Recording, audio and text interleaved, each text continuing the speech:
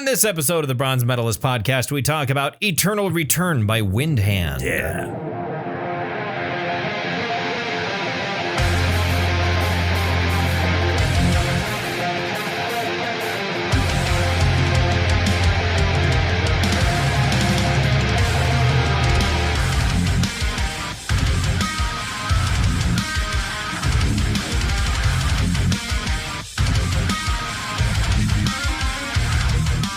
Hello, everyone. Welcome to another episode of the Bronze Metalist podcast. I'm Kale. I'm OJ. We're two professional broadcasters. We like metal and we like to talk about it. And today we are talking about the 2018 album from Windhand, which is a doom metal band from Virginia, from Richmond, Virginia. Formed in 08, I believe, yeah. 2008. This came out in 2018. Right. This is still their most recent album. They haven't done anything particularly new since this came out, but it is February. It's female February. We're taking some time to highlight some of the female-led projects in the metal sphere. Right. And this band is fronted by lead vocalist Dorothea Cottrell, who also has, I haven't listened to, she has like a solo career where she does more acoustic stuff. Kind of, acoustic sort of acoustic music, I guess is what you call it. Because as far as I'm aware, it's not like distinctly country or anything like that. It's just sort of more in that realm. It's like not metal. Yeah. Well, there's like guy who does some vocals for another doom metal band, Bellwitch.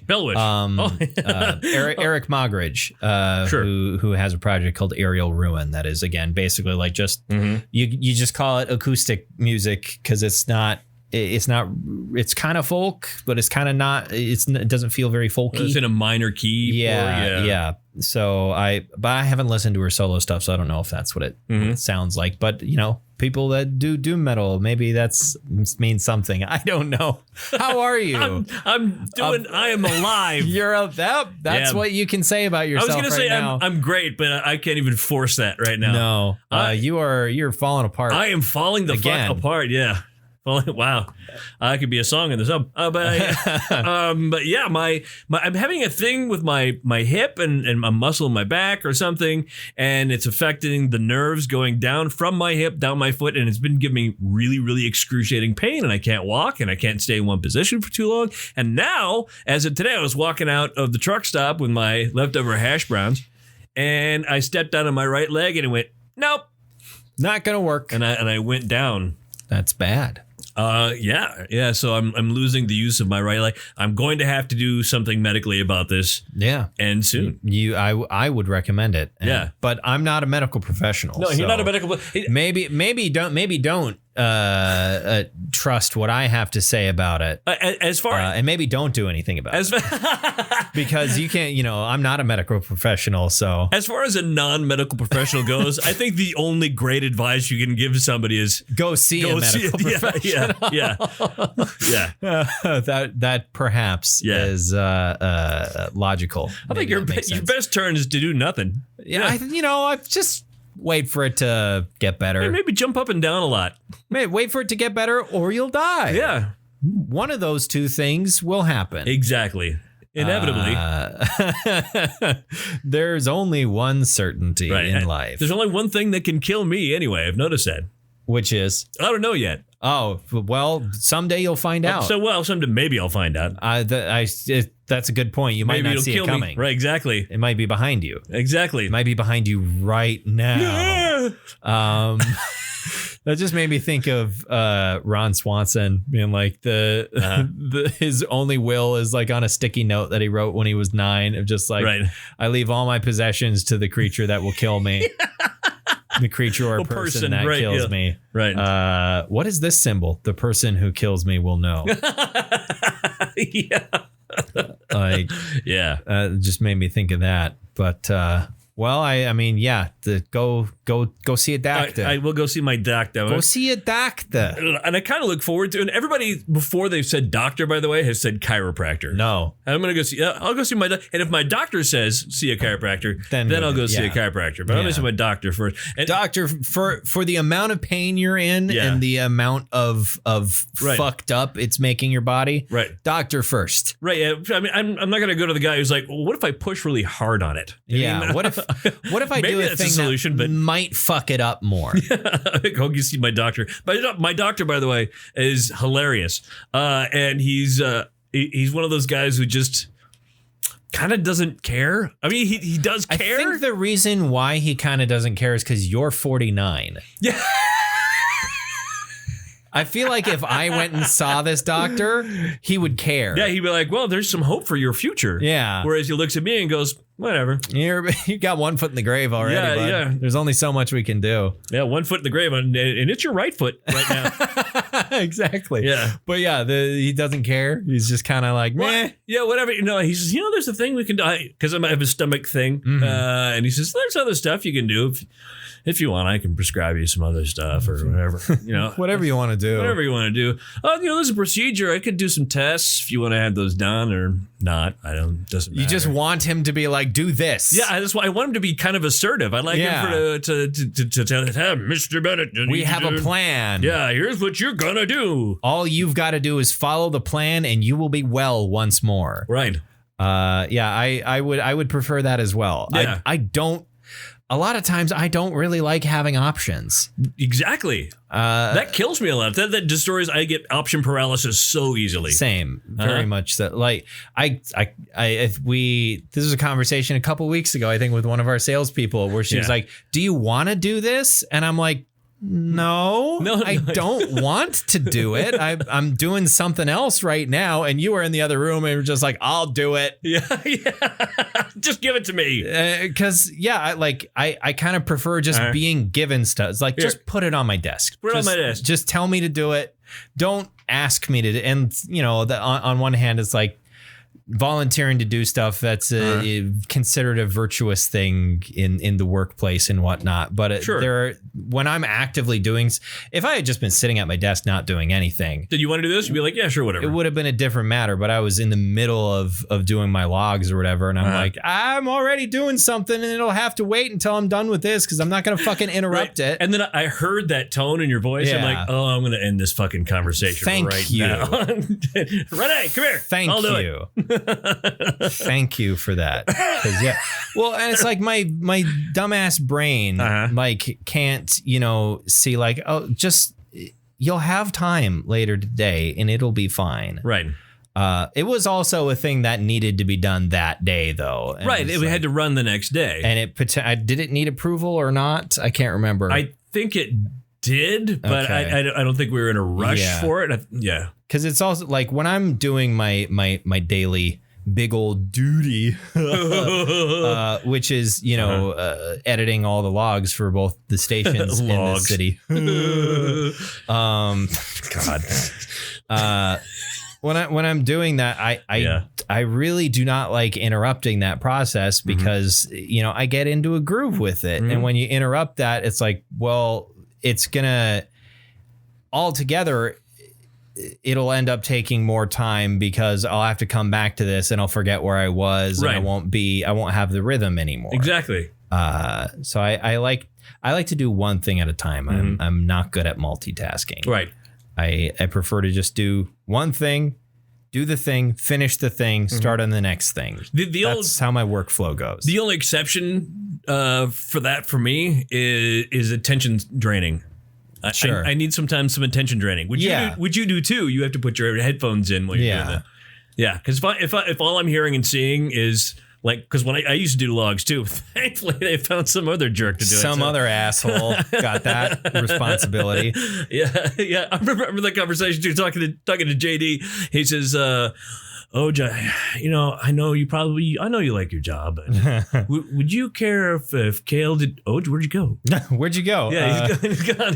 Already fine with this. My hat spinning in the air. There's a cloud of dust as he disappeared from the room. Like, we don't need to finish this conversation. Hey, Kale, guess what you're gonna do? God. And on one hand, it's like I'm not I'm okay with doing that most of the days because it's like, well, I know what I'm doing for the next 3 hours. Right. Like, and it's fairly mindless. Yeah, it's pretty, it's pretty mindless, generally speaking, like you said. So it's like I'm generally pretty good with those types of tasks where it's just like, I'm on fucking easy street for the next 3 hours. I don't have to worry about what I'm doing. I know what it is. I know how to do it. It's just going to take the time. I'm usually pretty okay with that. As long as it's not like the entire day. It's, it's a chunk of my day. And I love it when you're doing that because I'm usually recording my show at this time. I love when we're talking about our job this entire time. But the whole time you're doing that, you're sometimes listening to a funny podcast. So you'll hear uproarious laughter. Yeah. Right. And in my mind, since I don't hear anything to be laughed at, Kale's losing his shit. That's what's going on. I've lost my mind, which is also true. Right. Exactly. Especially on Fridays, where I have 3 times as much work to do. But that's neither here nor there. Have you caught up on Legend of Vox Machina yet? By the way, I haven't. I was. Well, you gotta. I was going to, but Maximus says, you know what? All my friends have watched The Walking Dead, and they're talking about it. I'm like, yeah, I saw the first season of it. A lot of television too. It is, and he wanted to watch it. And the funny thing is that he wanted to continue watching it, even though my 6th grader got really bored, obviously, in the middle of it and started doing other stuff and dancing around. And I wanted to suggest, hey, dude, you want to watch Legend of Vox Machina? Yeah. We just 3 episodes. We Fantasy need to catch up Candy? On. Yeah. I think I guess I can't remember how old I was when I got into The Walking Dead. I think I was probably like 15, something like that. It was shortly, I think it was in the run up to season 2. Gotcha. Where I got interested in it. But like also season 2 is the most fucking boring thing. Yeah. Season 2 of The Walking Dead is some of the most boring television on earth, which is where we are right now. And like you have the luxury of watching it on streaming, right? So you can like binge it or skip past the boring shit, which is what I would do were I the desire to rewatch it. Yeah, because it feels like right now where we are. I mean, we're past where I got bored with the show anyway, and then stopped watching. But we're now at a place where they're looking for what's her name's daughter, Carol's daughter. Yeah, is it? Yeah. There's 4 or 5 good episodes in season 2. The problem is the season is like 16 episodes long. Yeah. Here's another episode where nothing happens. Filler. Right. And the reason for that is actually kind of interesting because Frank Darabont was still running the show at the time. And AMC, after the first season, like was a success and people really liked it. We're like, all right, awesome. We want twice as many episodes with half the budget of the first 6. And Frank Darabont was like, no. I can't. Well, you gotta, because we own the whole show. And so, you end up with a lot of really boring television, and Frank Darabont leaves the project after that. Right. Here, we're gonna set this entire thing at one farmhouse, one location, the whole season. Yeah. And it's just that like there are 5 good episodes. The last 2 episodes of season 2 are really good. The first couple episodes are pretty good. There's 2 episodes in the middle around the mid-season finale that are pretty. All the episodes that needed to be good were good. Everything in between, bad. Just boring as fuck. And like. There, we're going to dig a well through this entire episode. Well, there's some quality drama between Rick and Shane on occasion, but it's mostly isolated in the good episodes. Right. The episode, Shane is pointing his gun at Rick. You know what I mean? Yeah. Like, also I was thinking, because I saw an interview with John Bernthal. Oh, sure.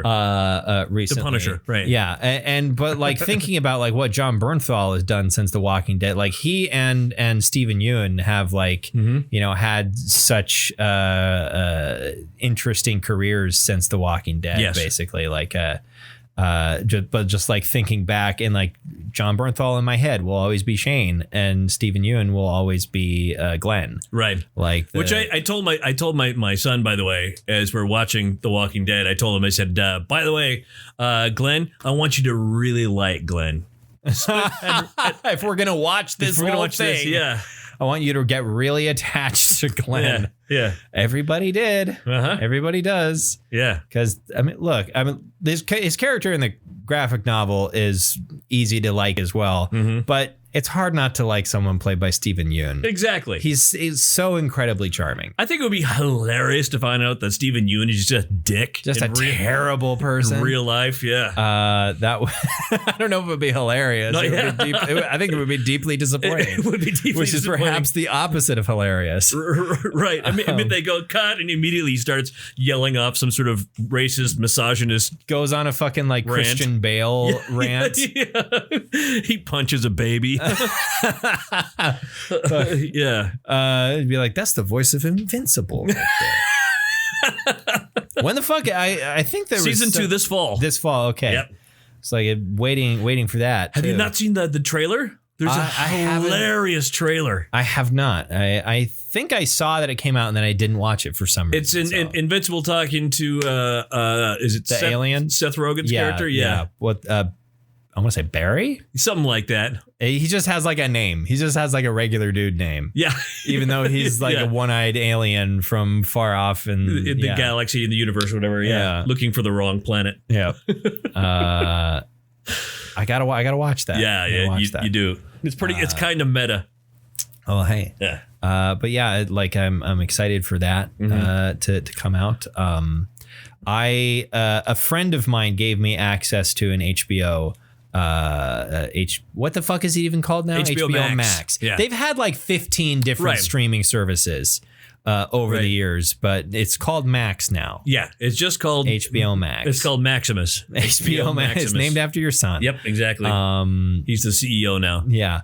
But yeah, I haven't downloaded the app onto my Roku TV yet. I've been doing other things lately, but you should finish watching, like even if you have to watch it on your own. I may do that. I might do that, and then when Max comes over the next time and says, "Oh, hey, we didn't watch Legend of Vox Machina," I said, I told you about that shit 2 weeks ago. Yeah, I wanted to watch that too. Yeah, and then we didn't. So and there's not that many episodes. It's easy 3 enough. Yeah, easy enough to go back to where you left off. 6. There's 9 total. Okay, so there's 6 total. I haven't watched. I think so. I think there was 9. Mm-hmm. Maybe there was 12. I think there was just 9. Like, are there any like dragons involved? No, weirdly enough, they were only in the first 3 episodes, and then there were no more dragons. Then they had ice cream and left. Yeah, they went and got shawarma.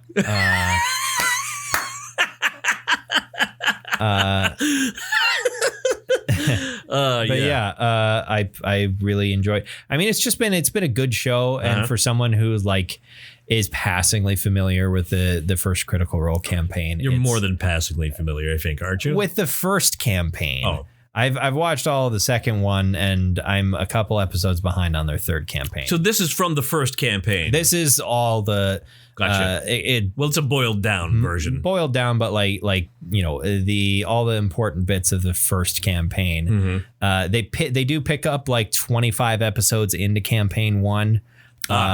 Because there was not a lot of stuff before that was like integral to what would become like the story of the whole game. And also there was one of the integral characters was played by a person who stopped playing at their table about 25 episodes in because, he had some personal issues. And also I think it's the unsaid part is the rest of the cast had some personal issues with him. But Who was it? His name was Orion Akeba, I think. Mm-hmm. And he was just there's a tabletop gaming term that became popular online, which is that guy. He was that guy. It was because of him, or was it? Or was he just an example of that? Because he was an example of that. Mm-hmm. He played a character named Tiberius Stormwind, who was a dragonborn sorcerer that some people are really fond of, but mm-hmm. he supposedly, again, I haven't watched the episodes with him, but he apparently had some very annoying tendencies as a player that would have... As a player, not as a person, or as a player? I mean, both. Okay. Annoying tendencies as a player because he has those annoying tendencies as a person. Gotcha. But the type of person that's difficult to have at the same D&D table with you. Gotcha. I always worry that's me. No, you're... Okay. His main problem is that he talked way too much and tended to intrude on what were clearly other people's kind of scenes and role-playing moments. Mm-hmm. Your character is very much the opposite. You Thistle seems eternally good to just kind of sit back and let everybody else do what they're doing. Right. Well, because he's kind of a tank. He's a short tank. He just kind of hangs out. Yeah. So you definitely don't have that issue there. But yeah, those episodes with him. Yeah. Even before the show started, a lot of people, before Legend of Vox Machina started, a lot of people were like, yeah, if you want to watch the campaign 1, you can pick up at about episode 28 and you'll be fine. Sure. Because that's a little ways into the Briarwood arc at that point. Because it was a couple episodes into their deal with the Briarwoods that he left the show. Gotcha. So he was there for when they fought the dragon at the beginning. The fight with Brimscythe actually didn't even happen while they were streaming on Twitch. Oh, really? That happened while they were just playing it as a Pathfinder game at Matt and Marisha's apartment. And so they put that on at the beginning. Yeah. And then they went to they had a whole bunch of adventures and stuff. Mm-hmm. They played for a couple of years. When campaign 1 started, when they started streaming it on Twitch, yeah, the characters were already level 8, I think. Oh wow! They were already kind of established adventurers. You're laughing at me because I was I'm passively familiar, and then I said all this shit. Yeah. But yeah, I'm excited by the way that they've already announced that they're adapting the second campaign. Because that's one I have watched all the way through. Nice. And I think it's also neat because in that one you get to see all their characters meet for the first time. Right. Versus Vox Machina, which even when they started streaming on Twitch, they were already adventurers who had known each other and been hanging out for a while. Right. But look for a fulcrum. The fuck is I don't even remember how that line. Oh, fuck room. Oh, that's right. Yeah. That's what I heard. Anyway, you want to talk about Windhand? I would like to talk about Windhand. So Windhand is a doom metal band. They're from Richmond, Virginia, and they were founded in 2008. And they're very much a stoner doom kind of band. Of the style that's kind of typified by Sleep, very much that style of doom metal.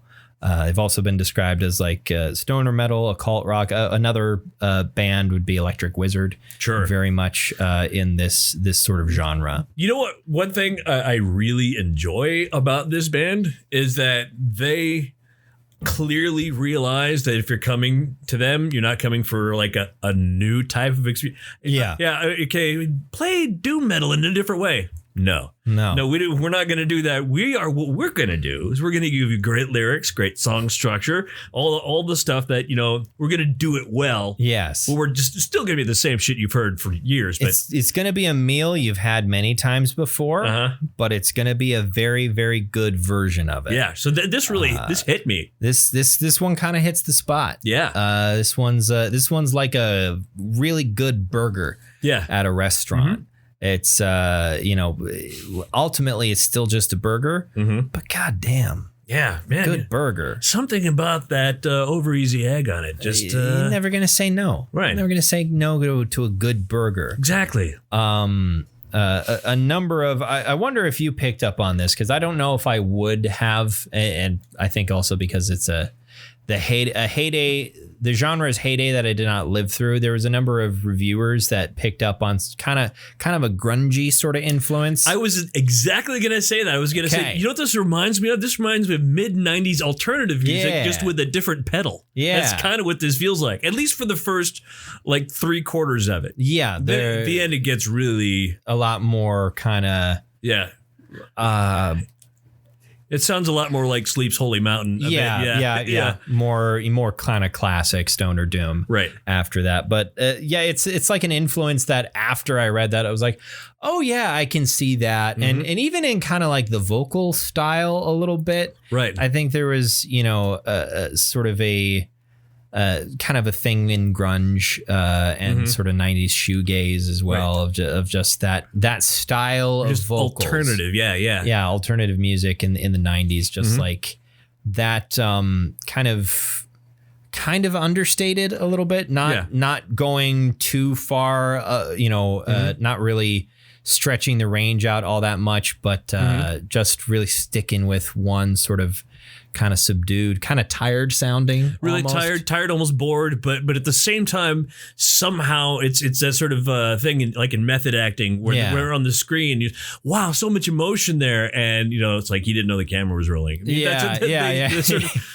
they're sort of stuck that in there to make it more the subtlety. Yes, I can see what you're saying. Kind of a naturalistic, maybe is an appropriate adjective. I don't know. Sure. It's weird applying adjectives to music for me as someone who is not, musically adept. Like I cannot read music. I cannot, play any kind of instrument. So I don't. There are like when I'm thinking of ways to describe music, I really kind of have to come up with some shit. Sometimes I feel like a sommelier that doesn't know what the fuck they're doing and is just saying random bullshit.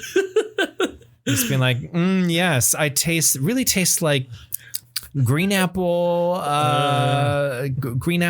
Jolly Ranchers. A robot's bathwater. Sir, this is a Cabernet. Sir, this is a Sprite. A sommelier for fountain soda. For fountain soda. That'd be great. That exists. That's somebody's YouTube channel. Yeah. I'm sure. And they probably have a Patreon with, tons of donors. Now, this is a room temperature mellow yellow. And it's you brought in a mellow yellow on Sunday for D&D. I did. And I don't know, I have not had one in an extremely long time. There was I think I just got so sick of them because for a long time that was like what we had in the fridge where we had all the pop. Sure. I don't know what it is. When I have a microphone in front of me, I get really self-conscious about saying pop. Pop. Because it's a thing that people who aren't from the Midwest always give us shit about. Right. It's like, nobody else calls it pop. Call it a soda. Call it a soda. Call it a soft drink. Call it a Coke. Call it a Coke if you're in Texas, right? I'll have a Coke. Yeah, what kind of Coke you want? What kind of Coke you want? Oh, I'll have a Pepsi. Yeah. Like that, because that makes so much fucking sense. But I'd like to try to mix those. Coke and Pepsi? See what you get. What do you mean? Like half Coke and half Pepsi, put some ice in it and give it a drink. I think it would just taste generic. It would be the taste of generic is what it would be. It tastes like an RC. It tastes like an RC Cola. Right. Oh my God, that's just what RC Cola is. Yeah. How can they sustain that buying? Because isn't the point of RC Cola that it's probably a little cheaper than the other two as well? It's less popular. It's about this. Actually, it's seen to use this word. It's seen a surge in popularity. Oh. But yeah, I actually have a 2-liter of RC in my fridge right now. Yeah. Yeah. But yeah, we always had Mellow Yellow in the fridge in the garage for a really long time, and I think I just got sick of it. I haven't I have not had one, and after that it was Mountain Dew. Right. For a while. You should go just to jog your memory, just to see what I think of it. Go get a cold Mellow Yellow. Just because, like, I'm much more of a brown soda person at this point. I like, usually it's Dr. Pepper for me, but Dr. Pepper or Coke or root beer or something like that. That tends to be what I most like now. Sure. And if I'm not getting one of those, if it's like 11:30 on a Saturday night, I'm like, you get like a Sprite or something. Yeah, I'll get a Sprite, something that doesn't have caffeine in it. Because also McDonald's Sprite. Yeah, it's pretty good. There's something about Sprite at McDonald's. Just the right amount of urine. But when you take that first sip of a McDonald's Sprite, it's like, ooh, it just kind of hits you. It's like there's something that it's almost reminiscent of the sticky part of an envelope. A little bit. Yeah, that's sort of in there, but it's sweeter. Yeah, you don't know why you like it. Right. Anyway, Windhand. I do know. Hey, you know what I know why I like? Huh. That was not a sentence at all. Do you know why I like? Do you know what I know why I like? Made no sense.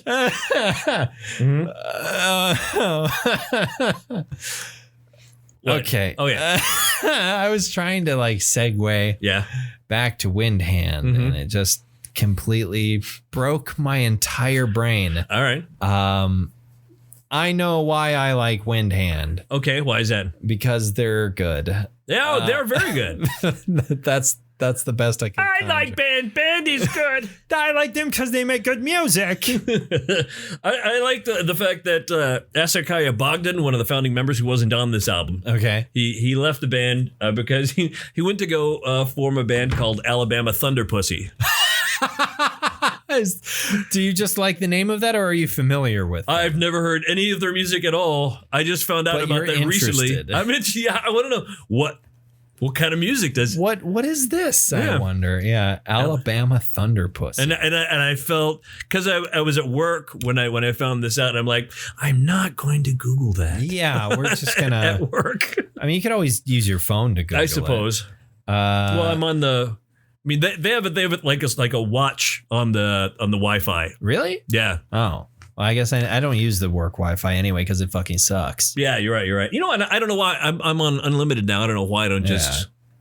I don't know. But in any case, so the current members, because you mentioned band members, the current members, there's Dorothea Cottrell on vocals. You have Garrett Morris on guitars, Ryan Wolf on drums, and Parker Chandler on bass. Those are the other band members. And entirely Garrett Morris, and I was familiar with, I'm sure.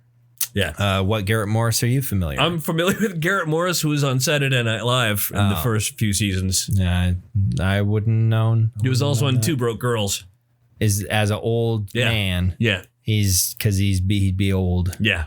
Because he would have been a contemporary of fucking like Bill Murray and Dan Aykroyd and whatnot. Yeah, he was the guy who did the aid for the hearing impaired during the weekend update. Okay. Is that Dan Aykroyd, or I think it was whoever it was who was reading the news. I think it was Chevy who was reading the news. Okay. And then Garrett Morris would come up in this bubble next to him and say, "And other news today, and other news today," and he would just shout all for some reason. Yeah, for the hearing impaired. Oh, I get it. I get it. See, I'm not very familiar with like early SNL. Like, really? like any of like the big famous sketches from back then. I'm not aware of any of them. You would do yourself a favor by familiarizing yourself. I suppose I would. I don't know. Who's got the time? I've seen how you spend your time. You have the time, Cale. No. There's mindless browsing I could be doing on Reddit instead. Experiencing classic media that's important to the modern day comedy landscape. Who needs that? Yeah. I could see the fourth meme about fucking some new Warhammer thing. I don't know. Somebody was wrong on YouTube. Somebody was wrong. Yeah. And now I'm going to watch a video about that. Or Tom Scott is going to... But it's never a waste of time to watch a Tom Scott. Yeah, actually, you are 100% correct about that. You're always going to learn something. Yeah. And it's almost always interesting. Yeah. He's the one who taught me about the big damn... what the hell straw animal is that? Oh, the Gavelbakken. Yeah. Juvelbakken. Juvelbakken. In Juvel, Sweden. In Sweden, right. That I didn't check. Did that burn down this year? I don't know. So for anyone who doesn't know, there's a straw goat. Yeah, a straw goat in the town square of a city in Sweden called small town. Sweden, really small. Yeah, I mean it's in the part of Sweden where it's like it's a small town, but also it's just continuous occupation for like things are not very far apart at that point, but. It's a giant goat too, and it's not cheap or easy to make. It's this really big goat that they make out of straw, and for the vast majority of years that it has been built, since the 70s or since the 60s, yeah, some motherfucker, it has been burned to the ground. Yeah. 38 out of 57 of the goats have been destroyed or damaged in some way. And they now have like 24/7 surveillance. And I remember that was part of Tom Scott's video. He was he made the video in like 2017. Yeah, is when he made it, and he was there, and he's standing in front of this goat talking about it, and he says, "So you see all the cameras, and this and that, and there's a perimeter around it, and there's all this security, and so they're trying to make sure that this goat does not once again burn to the ground." And the video ended, and then it's him at Heathrow Airport in London going. The goat burned down. The goat burned to the ground. I just landed in London only to find out that the damn thing burned down. As of January 6th, it was deemed to have survived the season. That fucker. We'll get him next time. I mean, it's tradition at this point, isn't it? Like it's honestly a part of it at this point that they like it. To me, as a outside observer, it's kind of a shame when to learn that it has not been burned. Exactly. There was a couple of years ago. A guy had a drone. They had all the security, and there's a little drone and dropped a little lit piece of paper onto it. Yeah, it's great. On fire. I don't know why I love stuff because it's also like it's in the square, right? Any other building is pretty far away. Right. Nobody's in any danger when the thing does catch fire. Yeah. Nobody's ever gotten hurt. And there's also like a fire station a couple blocks away. Right. Which I feel like they must have moved there in the last 50 years. Specifically. Yeah. To try and save the fucking goat. But yeah, I don't know. Yeah. I find traditions like that very, very charming. And it wouldn't be fun to just let them burn it. Like the other part of the tradition is that you got to put up the security and encourage some ingenuity. Right. How are people going to get there and not get caught? How are they going to do the a number of times it was Americans that did it. It was I feel kind of bad about that. It was tourists. There is actually. If you are a tourist and you burn the goat, I think the penalties are twice as stiff. I think that's a declaration of war, asshole. You're going to the clink for a whole week.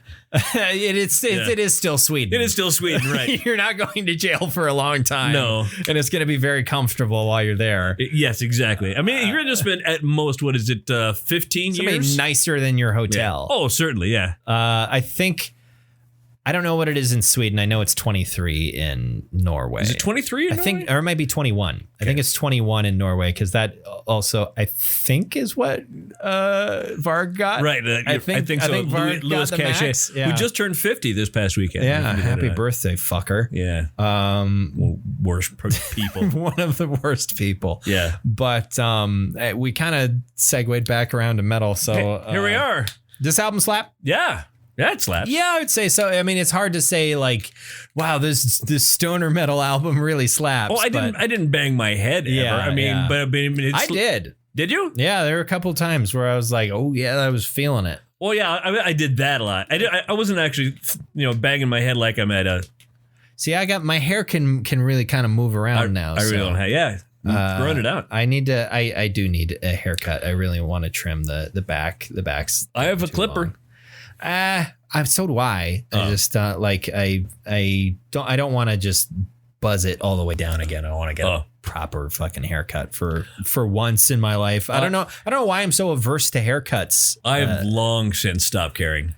I kind of care a little bit. But only once it gets to this point. Right. Any time between now and the last time I pretty much shaved my entire head, I didn't care at all. But now I kind of care a little bit. Is there a reason for that? Is there? No. Oh. And I just look at it and go like, it looks kind of like if my hair hasn't been like combed down and gets a little more voluminous, I look like child from the 70s. I do too. I will get that way as well. So and just one of the reasons I also keep my head down this far is if I do get like luxurious hair, I'm already beating off the ladies with a stick. And so and in your current physical state, you don't need that kind of. No, I can't be laying pipe like a young man. Well, and fighting them off is going to be much more difficult. That's not what I said. I know. I know. Yeah, I know. I was still going with whatever. Yeah, I know. Whatever. But my point is, I can't put up a fight right now, so I can keep my hair short. Yep. Definitely. But yeah, I need a haircut. Anyway, I was banging my head now and again. I was nodding my head. Yeah. I was It's kind of like a nod, but move your whole upper body with it. Right. Because there's a groove going on here, like a really sick groove. Funky. Yeah. It's funky. Score came out to about 79 different reviews. That's when you know it's a good album. When it's in the upper set. If you get an album like in the mid 90s, something's awry. Something's wrong. Or it's really, really fucking good. Yeah, that's possible. But I'm more positive I'm listening to something good if it's like 79. Yeah. What's your favorite song on here? Well, gosh, I gotta say the best song is Grey Garden, but same. Yeah, I agree. The fucking guitar solo alone. That is just fucking that guitar solo is so fucking awesome. Yeah, it is. Song. It's so good. It reminds me of another song, and I can't put my finger on it, but it's another good song I like. I can't. Yeah, I feel like I know the vibe. Yeah, but I can't remember it either. But Grey Garden, absolutely killer track. Yeah. But there's a lot. I don't know if there's a bad track on here. There is not a bad track on this. The second time I listened through this, which was earlier today, and then the third time was after I got home from work today. But the second time I skipped Halcyon. You skipped the first song because I just I remember previous times listening to that going like, man, I'm getting kind of bored.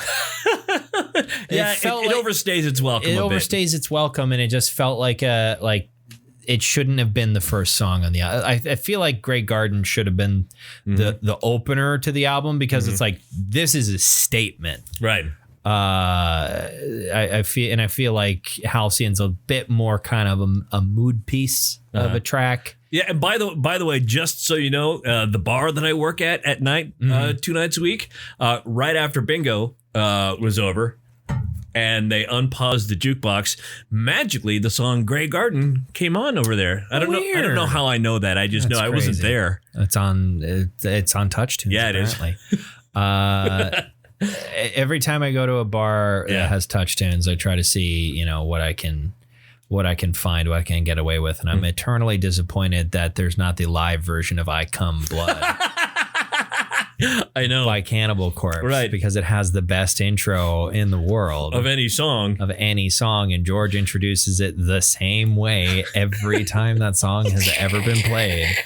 And it's great. This is a song about shooting blood out of your cock. I come blood. It's just wonderful, and I really would love to see the reaction of an entire bar. Yeah. Honestly, the problem is, if it's already a loud bar, no one's paying attention, which would make me sad. Yeah. I was at the fucking Lamplighter one time, and I queued up just a bar full of fucking white people, and it's Minot, North Dakota, so I queued up Don't Stop Believin' by Journey, expecting everybody to sing along. No. Nobody did shit. Fuck those people. Yeah. They're no fun at all. No, they're not. Who doesn't sing along to Don't Stop Believin'? Or I think I also put fucking Bohemian Rhapsody on too, and nobody fucking sang. Okay, well, you know what? It's incredibly disappointing. Well, the other shoe dropped at that goddamn bar recently when somebody murdered a dude. Yeah. So, I mean, that's the bar you were at. Well, the thing, I thought was weird because when I went to it, at least, it was mostly college kids. It was mostly the fucking like college hockey crowd. Sure. Is what it was. It's not that anymore. Yeah, I guess the vibe has kind of changed there because when I was in college, that's where me and my friends would always go. Because it was fairly That's close. where I would get dragged to. Yeah. But it was always full of fucking college sport, like the MSU sports teams and whatnot, which was always great for my roommate because he did play by play, so everybody knew him, and so I would be sitting there at the table going like, all right, I'm just going to sit here alone and drink while Leaf goes and talks to everyone that he knows because everyone knows him.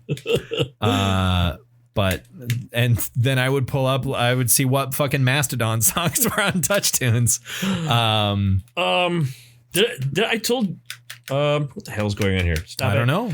I told you who's coming to Minot in April, right? I don't think so. To Minot? Yeah. It's going to be, Ice, Shaved Ice. What's the name of that band? Fucking, I don't know. It's going to be Shaved Ice? Gorgatron. Okay. And, Frosthelm? No. Fuck it. I don't know. Shaved Ice. Why am I forgetting that? I shouldn't. Like a snow cone? Everybody's gonna stand at the L, watch Gorgatron, and a band called Snow Cone. Hi, everybody, we're Snow Cone. I have no idea who the fuck you're talking about. That's not Frosthelm. That was the other North Dakota metal band that I know of. Right, and they're great. That I guess beyond Ghost Bath, but Ghost Bath generally doesn't play shows here. Right. They did one time and it was really good, but I would love to go see Ghost Bath again. That was especially with their new album that I actually enjoy quite a bit.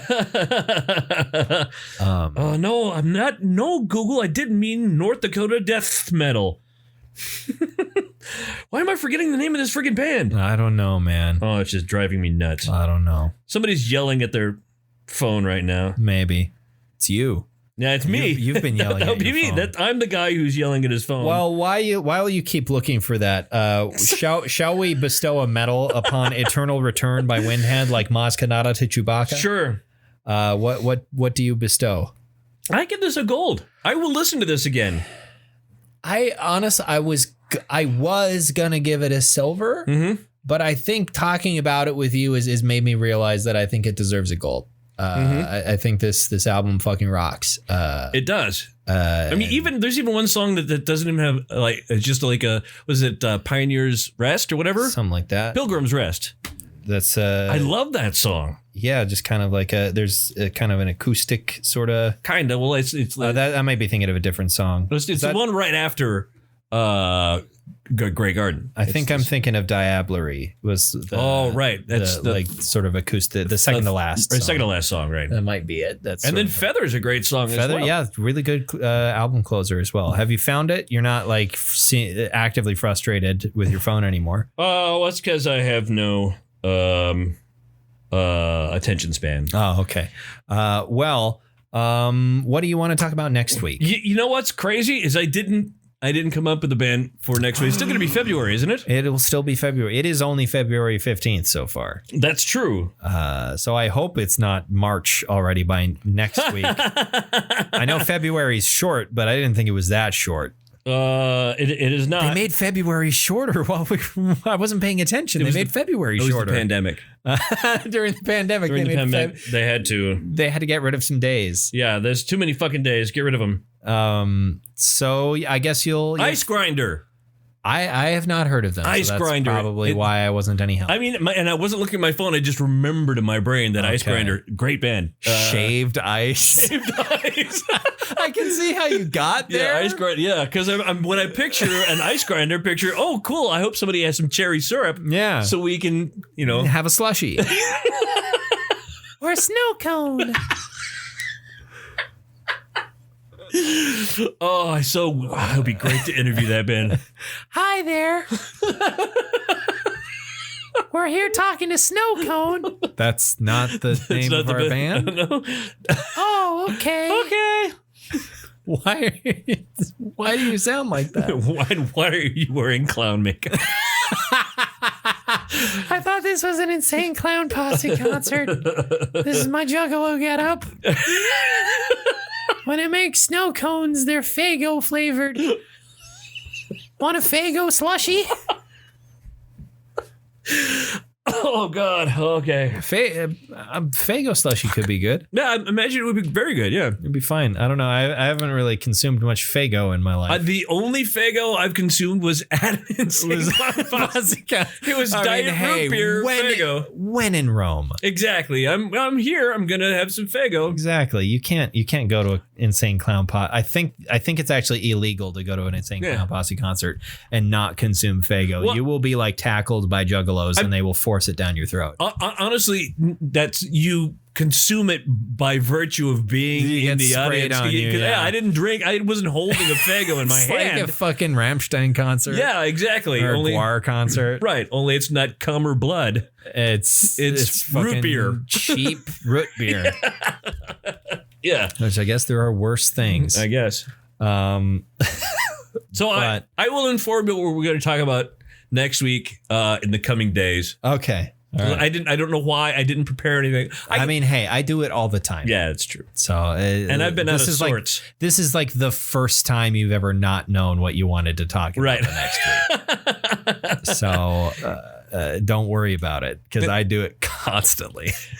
I mean, because I guess I have a bit of a longer history. You have a lot to choose from by virtue of me being old. And I think you also genuinely have a wider taste in metal than That's probably true. Yeah. You have a broader, your horizons are broader than mine. There's more broads in my horizon. Hey.